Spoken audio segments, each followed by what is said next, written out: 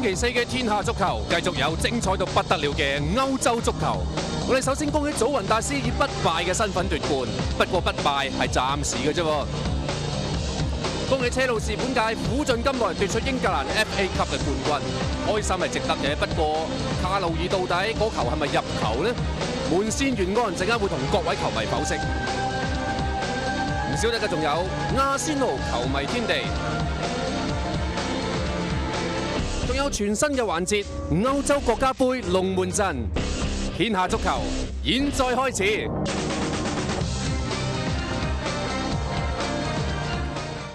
喂，歡迎大家嚟到禮拜四嘅天下足球啊！咁啊，繼續有我哋幾位主持同大家分享一下一啲睇波嘅心得啦，包括咗有Nigel 啦，有 Tommy 仔啦，亦都有 UFO 同埋小弟文傑嘅。咁啊，首先呢，我哋第一時間就梗係要恭喜呢個祖雲達斯啦，啱啱即係證實咗奪得呢個意甲嘅冠軍啦，仲係以呢個不敗嘅身份喎。不如等阿 UFO 同我哋講下，佢究竟以呢個不敗身份到底其實係啲咩戰績嚟嘅？係賽咗37場啦，贏咗22場，和咗15場，跟住冇輸過。哇！和15場其實都係一個即係相當之高嘅比率。通常都和得15場嗰啲咧，啲排名都應該起碼喺四五位嗰度嚟嘅嚇。咁但係早幾今屆叫冇輸過波啦，咁啊，終於咧就奪取咗呢個意甲冠軍。會唔會有啲即係都幾突然下咧？嗱，今屆始終佢哋新埋班啦，叫做重新嚟過，亦都係呢個干地咧，呢個前度功勳嘅球員咧，亦都係。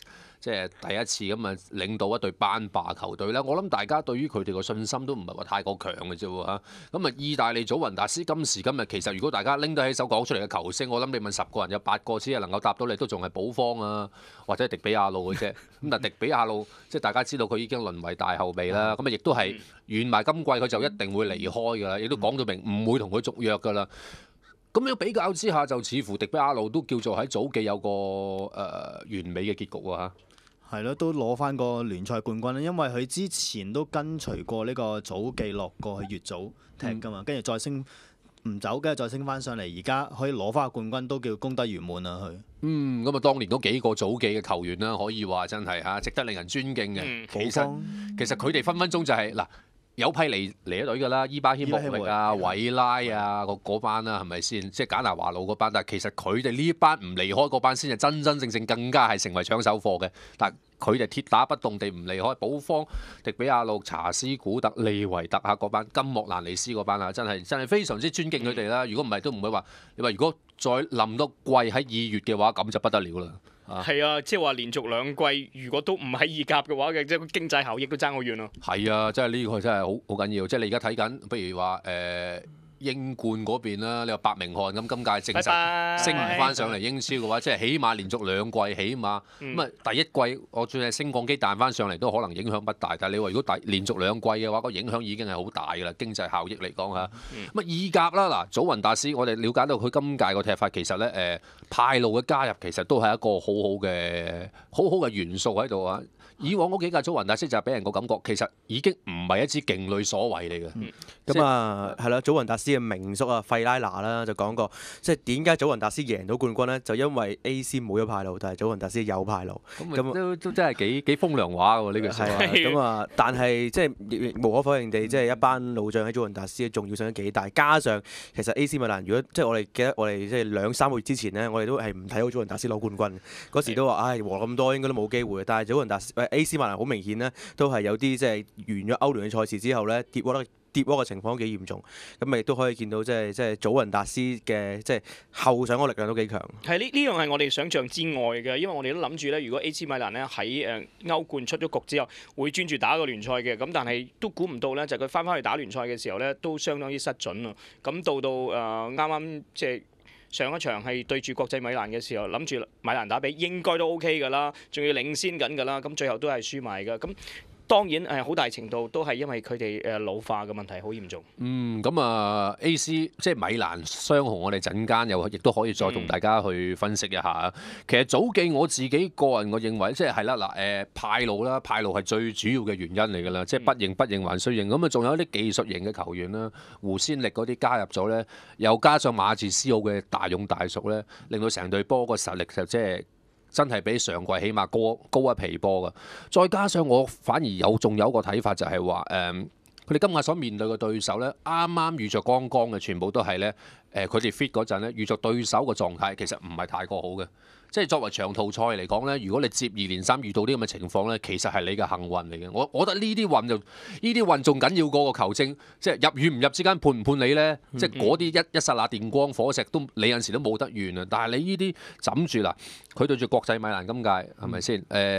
對住羅馬，甚至乎對住有啲中下游嘅球隊啊，曾經嘅熱拿啊，或者係換咗教練嘅嗰陣時，當時換咗教練嘅費倫天拿嗰啲，其實全部都係一個好硬淨嘅表現。其實佢哋嘅表現都唔太出色嘅，咁啊，只係關難過就關過咁樣樣。咁祖記係今屆係有呢個，我認為係一個少少嘅一個 lucky 嚟嘅。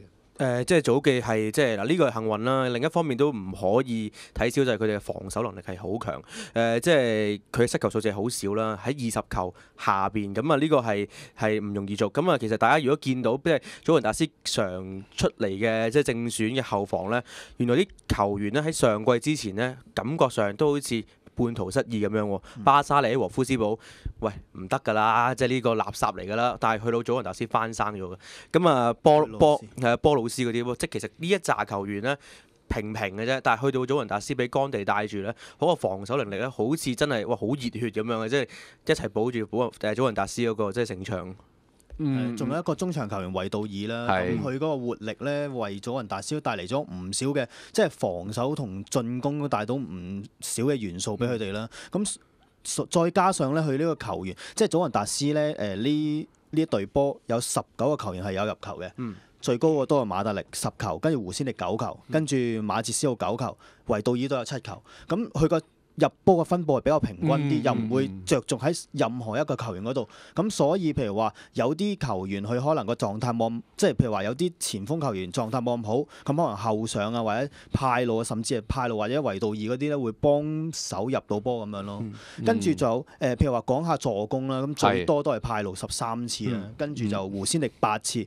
胡先力呢個球員雖然話入波同埋助攻。入波唔係咁多，但係佢助攻咧好重要，因為佢作為一個咁樣前鋒咧，可以停到波、交到波俾其他後上嘅球員，或者係另外一個前鋒嘅話咧，咁佢可以做到更加多嘅空位。所以點解今季祖雲達斯可以攞冠軍咧？其實胡先力啊、維杜爾啊同埋派路都係好重要嘅位置。即係呢個中場核心啦。咁啊，胡先力如果要補充多樣嘢，就係話佢嘅踢法冇喺羅馬嗰陣時咁自私嘅，係無私咗嘅呢個人。咁另外仲有一個。係咪叫無名英雄咧？呢個即係今屆加入嘅呢個瑞士嘅右後防啦，列治史迪拿啦。其實佢右路嗰個穩定，即係佢又你如果要佢同巴塞嘅丹尼爾艾維斯嗰啲比，咁進攻上佢梗係冇咁好睇啦。但係就作為一個後衞嘅，你最稱職嘅梗係做好呢個防務先啦。即係佢呢個球員佢上落嘅時候咧，佢交波個準程度高啦，同埋佢冇話做啲咩多餘嘢，即係佢。即係唔會話企圖去扭波啊！即係好少呢啲咁嘅失誤，而且俾人爆過嘅次數亦都好少。即係相對地一個穩定嘅一個邊路嘅球員咧，亦都係幫助到、輔助到隊波。係啦，咁呢個由拉素過嚟嘅球員啦，因為其實拉素前呢2年都出咗好勁嘅右閘，阿高拉魯夫啦，跟住列迪斯甸拿啦。咁列迪斯甸拿有好多時候咧，啲球賽譬如話中間塞滿晒人啊，或者係老鼠拉龜情況咧，佢就好多時候上嚟跟住出啲靚波，佢出嘅波好非常之有準程度，同埋係啦，佢會唔會做多餘嘢咧？同埋其實而家喺祖雲達斯佢嘅位置咧係。好多時係擺咗去中場，即係右中場嘅位置，就唔會拉落去打閘位咁樣咯。所以就係話佢成條邊線個上落啦，即係佢係好乾淨利落嘅呢啲球員。即係我覺得呢類型即係列治史迪拿呢一類球員咧，基本上你擺到任何一個國家、任何一個層次嘅比賽咧，佢都能夠立足嘅。因為佢一定符合到即係教練最想要嗰啲所謂有團隊精神啊，或者係嗰啲同球員之間嘅配合啊，即係啲球員永遠都喺度。咁頭先有 UFO 講得好好，另外一樣嘢就係派路嘅助攻係13次，亦都係最多全隊。你真係冇辦法嘅，即係講嚟講去仲係呢個老將，呢個派路幾多歲啊？79年出世，而家講緊都33㗎咯喎，33歲㗎咯喎，即係都仲係靠佢嗰個板斧喺意大利嘅球壇嚟講，仲係獨步天下係嘛？即係頭先 Tommy 仔話。就係因為你 AC 點解攞唔到杯？咁啊派路勁咧，其實側邊其實即係嗱，我哋成日睇派路即係好 fit 啊，好犀利嘅時候咧，其實留意佢側邊嘅即係搭住佢嘅人咧，其實嗰個球員其實都好 fit 嘅。嘅喺 A.C. 時代嘅時候，佢側邊嗰個係加道素啊、史多夫，其實嗰時嘅加道素、史多夫都係好 fit，而家其實維杜爾都係一樣，所以呢一個其實我反而覺得係祖雲達斯今季即係咁犀利，即係派路可以復活嘅原因，其實呢個係咁所以咧，就係 A.C. 嗰邊有陣間再講下。咁啊，另外補充翻啲人腳嗰度咧，譬如話呢個馬田卡沙利斯啊，曾經效力過啦，呢個前巴塞嘅球員啦，呢個烏拉圭籍嘅球員啦，咁啊西維爾嗰度喺西維爾嗰度再度過翻嚟啦。咁啊有啲祖記嘅 fans 就對佢嘅評價其實都唔係太高嘅啫。不過無論點都好啦，始終有一定佢係國腳，亦都有一定嘅比賽經驗啦，亦都夠 fit 夠後生啦。咁呢個係一個好強力嘅補充。仲有前邊仲有兩個球員啦，真係要講一講啊！嗱，唔係艾利亞呢個荷蘭球員，講到今屆喺祖記嚟講就真係要走㗎出啦，唔係太過出彩啫。但係大家同唔同意呢個拍比？一個哥利亞列拿呢兩個球員真係鞠躬盡瘁，即係以技術而論，當年喺查柏東尼納比手底下嘅國家隊，佢兩個真係叫做坐即係無兵可用啊！即係蜀中無大將，擺佢哋出嚟打國家隊嘅前鋒。但係佢哋嗱國家隊我都仲係相宜嘅，咁但係你話去翻球會級別嘅賽事嚟講，佢兩個嘅喺前面嘅勤力嘅拼搏啦，同埋哥利亞列拿時不時會有啲射啲世界波出嚟咧。又係幫到隊波嘅，即係所有嘅嘢，我覺得今屆祖記嘅元素咧，打呢個意甲係全部有齊晒嘅。我睇一啲即係球評家講咧，其實意大利即係祖雲達斯今日呢一個或者今時今日呢一個嘅陣式咧，其實對於意大利國家隊都係一個好好嘅指標作用，特別就係呢兩個位置嘅，因為嗱大家知道即係意大利國家隊嘅羅斯受傷咗，唔可以踢歐國杯啦。其實而家呢一刻咧，好多人都話喂，不如就好似祖記咁踢啦，擺佢哋兩個喺兩邊啦，即係帕比同埋哥利亞連尼咁樣。咁啊呢一個其實我覺得都係，如果祖雲達斯呢一個陣式可以套翻落意大利國家隊度咧，其實都係唔錯陣式。對於佢哋兩個球員嚟講，可能都會有脫胎換骨嘅表現啦。係咁啊，即係。以往嘅呢個祖記啦，就即係好似今屆嘅呢個拜仁慕尼黑咁樣啦。基本上佢哋嗰個本土球員個班底係為國家隊練兵嘅啫。不過意大利嘅本身嗰個足球水平下降緊，就練嚟都真係嘥氣啦。咁啊，寧願要翻個球會成績會比較好啲。OK，咁啊頭先一路講派路嘅問題，都會楞到去 AC 米蘭嗰度啦。咁啊亦都啱啱打一場米蘭嘅打比大戰啦。咁啊國際米蘭呢，叫做係主場贏4-2啦。係嘛？嗱，呢場波其實正正有個反應就係 AC 米蘭季尾個狀態真係 keep 唔住，即係似乎同上屆比較之下，今屆點解會有個咁嘅一個嘅下滑咧？嚇，即係大家有冇啲睇法咧？因為最緊要都係個後防，而家個位置係泰高斯華傷咗啦，同埋密薩斯又唔係話咁 fit 去打正選。如果有佢兩個坐鎮中間，今場波有可能唔使輸嘅啫。麥薩斯你點睇咧？我覺得呢個球員以前喺羅馬可能意甲都算佢啦。其實打歐洲賽，嗱記得邊場波俾人大數7-1嗰場啊？係咪就係輸俾曼聯啊？輸俾曼聯嗰次輸邊個？死邊個？不過即係我就睇翻咧，就係呢場波都係老人對老人㗎啦。咁就係就我睇翻個正選嘅出場陣容啦。咁就國際米蘭咧平均咧就係31歲嘅。咁至於 AC 米蘭咧都有得比，係30.27歲嘅。哇，都係31。哇，即係都全部都係30過外㗎啦。咁但係如果相比咧，就兩隊波嗰個後防線咧，就 AC 米蘭個嚴重性咧就仲大嘅。咁即係譬如係伊比斯啊、尼斯達啊，兩個都36個，雲保美啊35嘅。再加埋個龍門嘅艾比亞迪嘅34，哇！呢啲完全真係一個奇英後衞陣容嚟嘅咯。係咁啊，艾比亞迪呢一場波即係呢個龍門啦，咁啊呢個老將亦都係半場即係傷被換走啦，艾美利亞入替啦。咁但係佢被換走之前，佢曾經救過金比亞素嘅一個頭槌，咦嗰個撞射有啲似，即係連續2日有啲似 FA 級啊！即係當然啦，冇卡路爾真係咁擺到明頂埋去作埋佢啦。但係嗰個波 UFO 我哋睇。都好難睇得明，即係好難睇得清楚嗰個波有冇過到界嘅喎。即係好快電光火石之間啦。咁呢啲好難話睇唔睇到佢入唔入咗界㗎啦。尤其是嗰啲旁證啊或者球證嗰啲更加冇可能可以喺個0點幾秒之間睇佢入咗。係啊，冇錯，因為嗰個時間你係真係冇得睇嘅，即係過線與唔過線嘅，呢度係0.5秒之內嘅事嚟㗎。呢個係人嘅肉眼所唔能夠咧就係 judge 到嘅呢樣嘢。即係呢個我哋成日即係講 AC 米蘭咧，都係一班好機動性嘅中場咧，去即係楞住前面嗰幾個技術好嘅球員咧，就用體能、用速度咧去壓贏對手啦。咁啊，但係其實呢一個踢法咧，喺一啲即係順境嘅時候踢得好好嘅，因為大家嗰個即係積極性好夠，或者大家嗰個即係好明白成件事要點做啦。但係當去到一啲即係逆境嘅情況呢，其實呢一件事呢就開始出現問題，亦都即係正正顯示到其實踢完歐聯開始有啲挫敗感之後呢，其實有時你會見到 AC 米蘭開中場線嘅效率係冇上半季咁高，咁呢個係的而且確事實。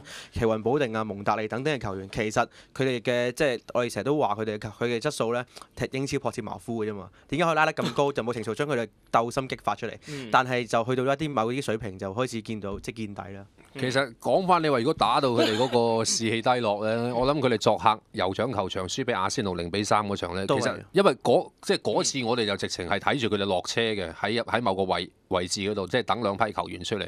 其實佢哋個心態即係睇得出佢哋唔係嚟 hea 嘅，即係佢哋都諗住，甚至乎係想再贏多場嘅。即係落到場俾阿仙奴攻得咁急呢，嗰一場波咧，正正反映佢哋班人個質素其實就未去到真係話咁霸道嗰樣嘢啫。你諗下，如果嗰隊係巴塞嘅話，點會俾你咁樣攻法啊？但係反而我有樣嘢要讚佢哋嘅，因為上半場佢哋對住阿仙奴已經係輸咗3球㗎啦，但係下半場係咁樣嘅場面嘅，真係會慌失失嘅。但係佢哋都表現到冇慌失失，呢樣嘢要讚嘅。我認為係即係佢哋期待嘅問題，即係佢哋喺主場贏到阿仙奴4-0之後呢，其實佢哋其實好磅礴下嘅，即係好勁啊！因為佢哋覺得自己其實已經去到一個即係一流嘅水平歐洲，但係即係翻去即係阿仙奴嘅作客賽事對埋巴塞呢，其實佢哋幾場嘅賽事夾埋呢，就好似顯到其實佢哋覺得自己未到達嗰個水平，就令到班球員開始嘅自信心下降。另外一樣嘢呢，就係又係講翻派路個問題啦，即係啦，佢哋而家呢個咁機動嘅中場呢，指意晒前鋒嘅發揮呢，即係呢個陣式呢，上季呢仲係流行嘅，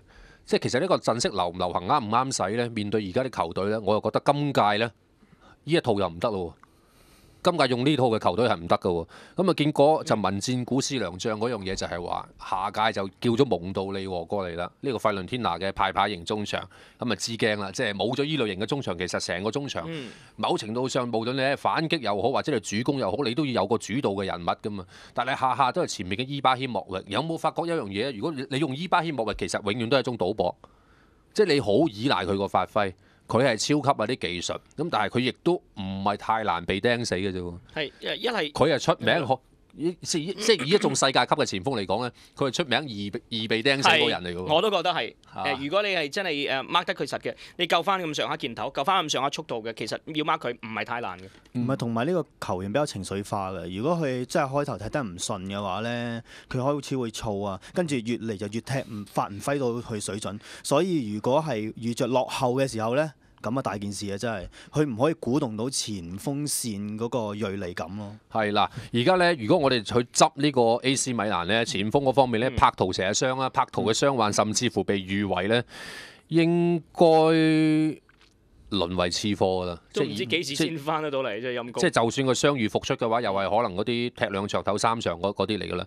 咁恩沙基嗰啲就走㗎啦，鞠躬盡瘁啦。38歲咯，73年出世係咪先？咁啊留翻低嘅麥斯盧比斯，即係唔計伊巴謙莫域、羅賓奴嗰啲都有可能話翻巴西聯賽啊。咁啊呢個艾沙拉維啦，咁啊仲係撐些少經驗啦。即係未來仍然係只以2位即係已經係叫老將級嘅人馬，就係卡斯辛路同埋伊巴謙莫域啦。嚇咁啊都前鋒唔夠人㗎啦，中場有蒙道利和嘅加入啦。咁但係你話雲保美嗰啲加道數，斯多夫又走啦。咁梅斯巴嗰啲今屆過到嚟，其實又唔係話嗰個喺內切過到嚟，內切就表現得好喎。過到嚟 AC 即係又出下唔出下啦。咁艾比迪啊、安東尼利啊嗰啲，大家都唔會認為佢哋係一級嘅球員嚟㗎啦。顏布斯尼亦都老啊，奇雲保定啦，亦都係比較易傷㗎啦。睇落去。蒙達利啦，即係而家噏落去，其實冇一個拎得出手嘅一個所謂哇轟轟聲嘅人物㗎，已經冇㗎咯喎。其實 AC 個中場啊，發明尼啱啱睇，即係琴日一啲嘅外電報道，原來佢喺 AC 米蘭裏邊係佔咗第2高薪㗎，即係第1高薪就伊巴謙莫域，原來第2個最高人工係發明尼，冇出過好似冇出過，出過出過上嗰陣17分鐘啦，話今屆。即係一個發明嚟啦，即係我就自己覺得個人就覺得佢過 AC 米蘭就埋沒咗自己啊，係嘛？當日如果喺阿仙奴即係叫抌多季，得嗰28歲啫，而家真係嘥晒。成熟啲，咁後防就更加唔使講啦，好似阿 Nigel 提過嘅麥薩斯咁樣樣，起碼都要換3個。係嘛？派亞高斯話如果有成日傷嘅，尼斯達又話要走嘅，喂又冇㗎咯喎，耶比斯啊，唔係係嘛？即係變咗36添咯，耶比斯都係。好似一個上屆嘅冠軍 AC 米蘭嚇，今屆雖然只不過係攞個亞軍，唔係叫太過差，但係你會發覺原來佢哋要執嘅人有一個班底咧，哇嚇死你喎！如果而家數埋，喂幾位，我諗起碼有六七個人員嘅變動先得。要留意就係即係究竟佢係嚟緊嗰個仍然係貫徹翻今季嘅踢法啦，定係會再改變少少翻去原本基本步啦？即係而今季踢法好明顯真係同之前係有好大分別㗎啦。AC 米蘭即係帶到個變化咧，其實幾悅目㗎。其實一開始嘅表現係去到季尾係爭翻少少，亦都見到佢真係好刻意地咧買好多洛斯連奴翻嚟㗎嘛，即係洛斯連奴嗰隻球員翻嚟嘅。其實嗰啲即係嗱每一類型嘅球員都要有，但係又唔使太多啊。咁啊呢一個係關鍵。咁其實蒙道利嗰個位置咧，其實本身 AC 有過嘅，不過唔發揮麻麻地或者唔係太用啊。阿古蘭尼啦，呢個其實原本走㗎啦嘛。係究竟佢下一季會留低喺度啊，定係咧就會真係俾錢買咧，都成問題啦。其實即係其實呢個即係佢本身唔差嘅，佢喺羅馬嘅時候，咁但係真係好可惜，即係一指錯啦，去咗利物浦，我覺得真係。OK，咁啊講翻佢另外一個對手啦，因為今屆咧就暫時叫做有機會叫糊去前3，不過都冇㗎啦，因為同烏甸差3分，咁亦都有個成績係差過佢。咁啊真係冇啦，係咪？係冇啦。OK，個領隊又記唔記得叫點講啊個名？我哋成日都咩馬斯奧利？係啊，咩馬斯奧利係咪 ？OK，咁啊，佢呢個係今屆咧又要再重複，即係提大家就係佢帶領咗國際米蘭攞呢個歐聯冠軍嘅，係 U19 嚇，咁啊結果咧就被提升上嚟，而家莫拉提亦都話繼續擺佢喺度㗎啦。咁 OK 嘅，即係而家啲少帥橫行霸道嘅，你冇辦法嘅嚇。又一個少帥成功咗。今場波其實你話米蘭打俾佢哋贏係贏咩？贏道氣嘅啫嘛，又係。你話係咪好有章法啫？咁史尼達不嬲都係咁踢㗎啦。迪亞高米列圖不嬲喺前面都係靠一個步位為主嘅前鋒球員嚟㗎啦。但係咧呢個今屆轉會過去嘅呢個艾華利斯呢個阿根廷中場咧，喺加斯柏連尼同埋雲尼亞利嘅手底下都用得唔好嘅。但係喺呢個新嘅領隊之下咧，佢用得非常之好。最主要我感覺上佢唔知點解呢個球員硬淨咗。忽然地硬起來了啊！唔知有咩事。話呢個球員啊，上季初咧就曾經有傳出會加盟阿仙奴嘅，你記唔記得啊？哇！我咪成日話，結果睇咗2場南美自由杯，睇佢咩料咯。好彩冇買到咯。唔係，其實都唔錯嘅，我覺得。唔錯咯，就係要一個磨力咯，即係你個磨練咯。但係喺邊個球隊比較適合啲咧？咁啊去國際米蘭適合佢咯，祝福佢咯。係咯。柏林堡啊，季中加盟啊。咁另外一個咧，古亞連啦，嚟到都傷咗一段時間嘅。嗰場米蘭打比睇得到，其實佢喺中後場鬥住咧，佢分波個角色咧。係令到史尼達舒服咗好多好多㗎，就係呢一個唔起眼嘅工作咧，大家要留意。即係如果下一場再有國際米蘭嘅波睇，大家留意下古亞連呢個哥倫比亞國腳。佢舊年打波圖嘅時候，你記唔記得波圖贏馬拉加贏布拉加1-0嘅歐霸決賽嗰個右路橫出波？嗰陣時歐洲球壇用佢呢個出波係媲美碧咸嘅出波啊嘛。係啊，即係佢傳球個質素係好高嘅，好幫㗎。佢轉方向嗰啲啊，亦都係哥倫比亞個中場嚟講，佢係大佬嚟嘅。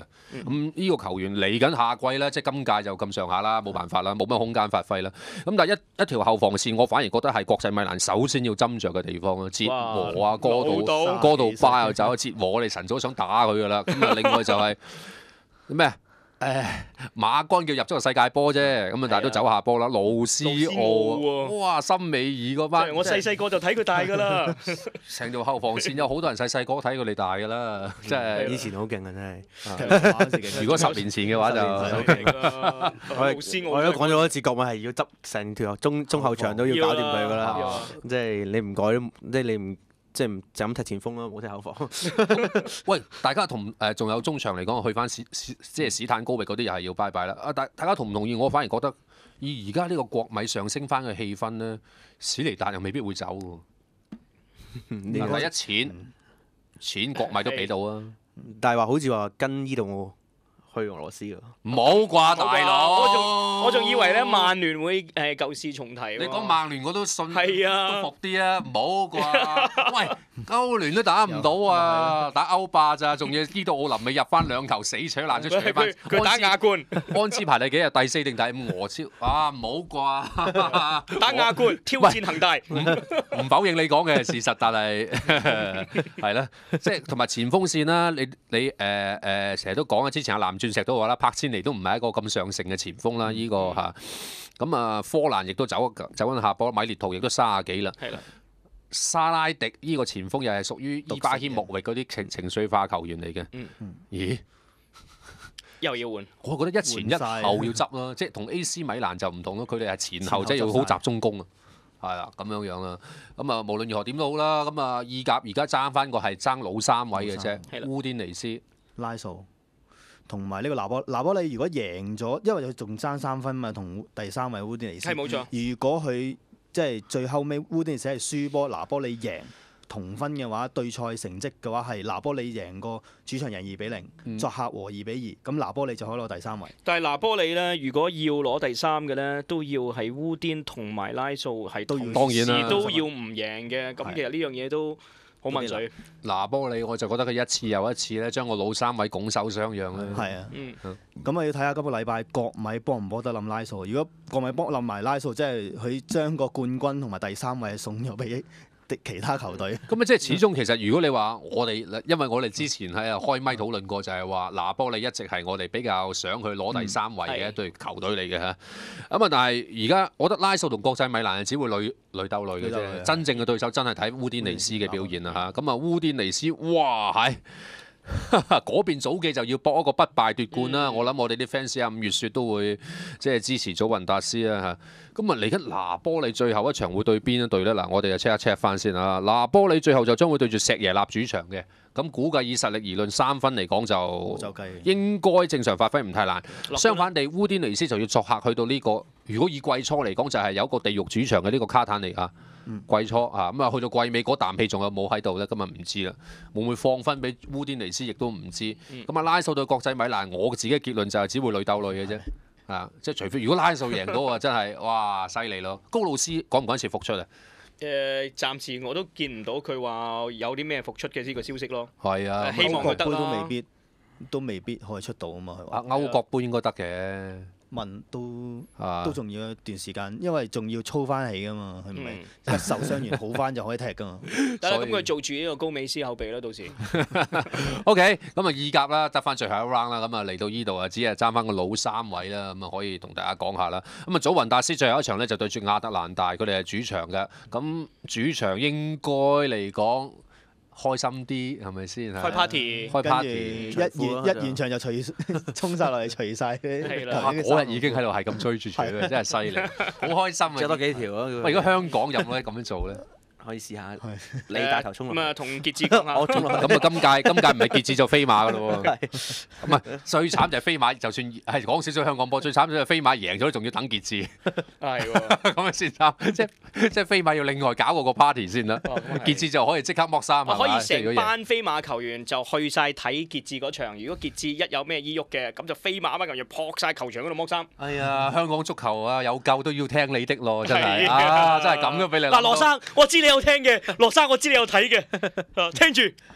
應該同阿羅太講喎。係，羅太係，咁我又通常就叫羅生同羅太講。羅生同羅太講啦，因為我就知道羅生有睇，就唔知道羅太有冇睇。我同阿羅太又補粉嘅話，即刻又有波入。好 OK， 好，轉頭第2節有阿仙奴球迷天地，同埋會同大家咧回顧翻啱啱嘅 FA 級大戰啦。車路士對利物浦啦，究竟嗰個門線懸案，你哋認為係入唔入咧？轉頭再傾。